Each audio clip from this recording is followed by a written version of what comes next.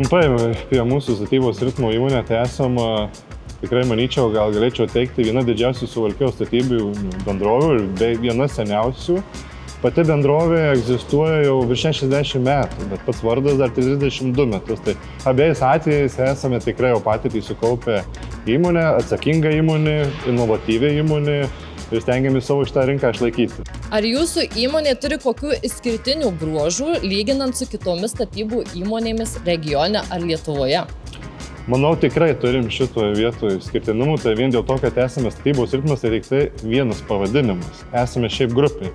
Mes susidedam savo artimus partnerius, susijusios įstaigos keletos rūšių. Tai tas mūsų išskirtinumas yra, kad mes realiai statybose valdom beveik visus procesus, tiek švoko dalis, tiek elektros dalis, tiek žaliavų gamyba, kaip matot, ir čia mūsų erdvėje žaliavų tiekimas, procesų valdymas, tai manau mūsų išskirtinumas ir yra, kad mes sugebame visus procesus patys savo viduje kontroliuoti.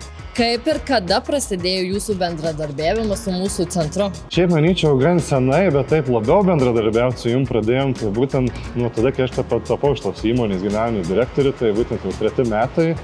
Tai puikiai atsimenu, kai atvykau pas jūsų direktorių šnekėti, kad gal yra ruošiamų naujų specialistų, nes matome šitoje srityje tikrai trūkumą naujų jaunų veržlių specialistų statybų rinkoje, tai nuo tada pradėjau kolaboruoti su jumis. Malonu.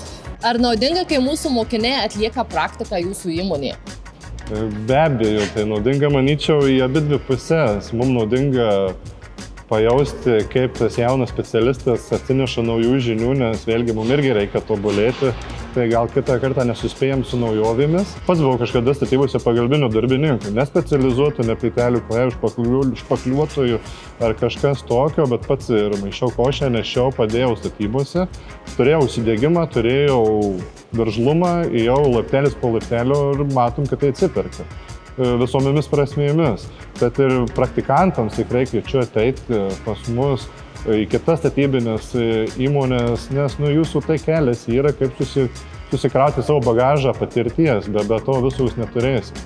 Ir atsirinkit, aišku, į ten, kur ateiti reikia. Irgi labai svarbu tikrai veržlės įmonės ateiti, kuris jums suteiktų tą visą pagrindą tobulėti. Kaip vertinate mokinių pasirengimą darbui? Žinot, visai būna. Visi žmonės skirtingi. Bendraja prasme vertinu gerai. Bet koks mokslas, bet koks prisilietimas prie savo specialybės, tai tik yra tobulėjimas ir į ateities laiką žiūrėjimas, tik investavimas į save. Tai vienareikšmiškai vertinčiau gerai. Kokie darbuotojai šiuo metu statybose labiausiai reikalingi? Čia labai geras klausimas. Kokie darbuotojai labiausiai neišskiria nei vieno, visi reikalingi. Absoliučiai visi, nuo pagalbinio darbuotojo, iki tinkuotojo, elektromechaniko, elektrotechniko, absoliučiai visos sritys. Tai taip išeina, kad rinka užpildyta. Realiai, kiek paruošė, tiek paimsim. Supratau. Į ką atkreipiate dėmesį, kai priimate jauną žmogų į darbą?